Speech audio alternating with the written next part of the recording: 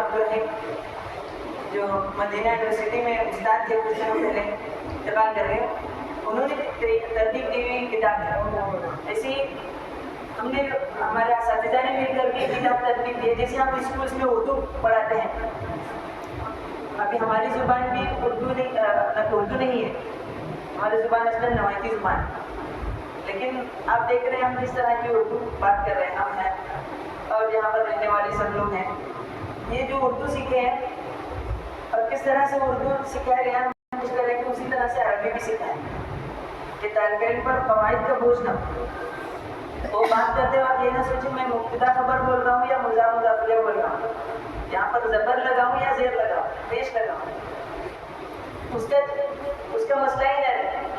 تو اس لیے کوشش کی جاتی ہے کہ فطری طریقے پر طلباء کو سکھایا جائے پریکٹس کے ذریعے.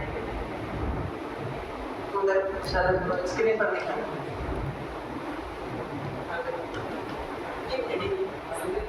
دیکھیے ہر کلاس میں ہمارے یہ لگا ہوا ہے. ہمارے کلاسز میں ہم نے یہ لگا دیا ہے فضل تکلم بالعربیۃ فقط.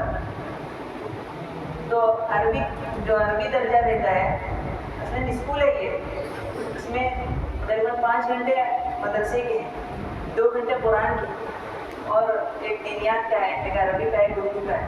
تو عربی گھنٹے میں طلباء عربی میں بات کرنے کی کوشش کرتے ہیں.